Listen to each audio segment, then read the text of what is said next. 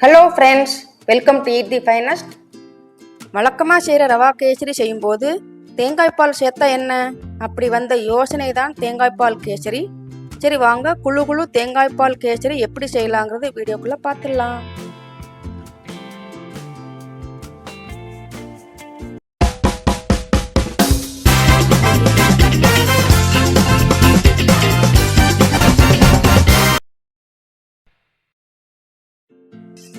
கடாயில் ஒரு கப் ரவா சேர்த்து நல்ல மணம் வர்ற வரைக்கும் வறுத்துடலாம்.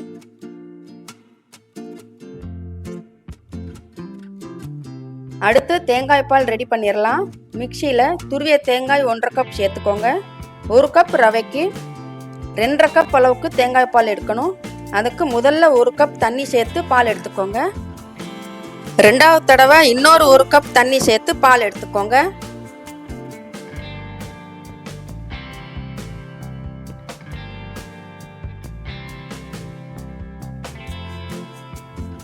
மூணாவது தடவை 1/2 கப் தண்ணி சேர்த்து பால் எடுத்துக்கோங்க.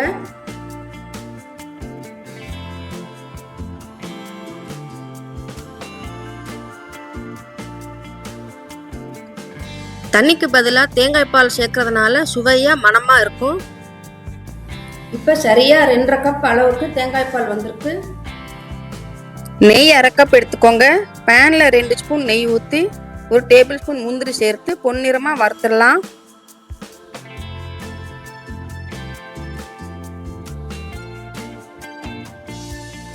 ஒரு டேபிள் ஸ்பூன் உலர்திராட்சையை சேர்த்து பொன்னிறமாக உப்பி வந்ததும் தனியாக எடுத்துடலாம்.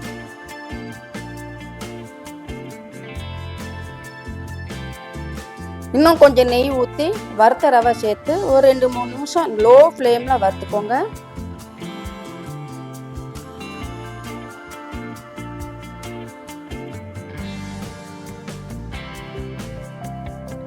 தேங்காய் பாலை அடுப்பில் வச்சு ஒரு கொதி வந்த உடனே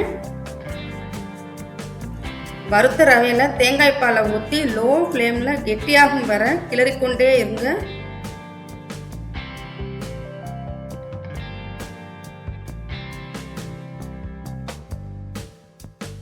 ஒன்றே முக்கால் கப் சர்க்கரை எடுத்துக்கோங்க. உங்களுக்கு இனிப்பு கம்மியாக வேணும்னா 1/4 கப் குறைச்சிக்கோங்க. ஆனால் கேசரி தித்திப்பாக இருந்தால் தாங்க நல்லாயிருக்கும். அதனால் 1/4 கப் சர்க்கரை சேர்த்துக்கிறேன்.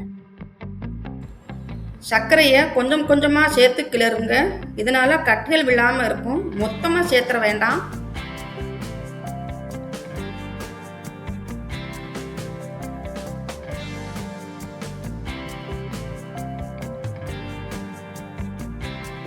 ஏலக்காய் பொடி 1/4 டீஸ்பூன் சேர்த்து வறுத்த முந்திரி உலர் திராட்சை சேர்த்து 3 ஸ்பூன் நெய் ஊற்றி நல்லா மிக்ஸ் பண்ணுங்க.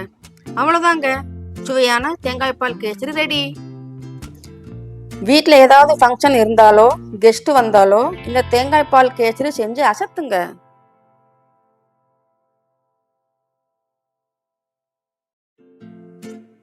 வீட்டிலேயே சமைங்க, ஆரோக்கியமாக இருங்க. தேங்க்யூ.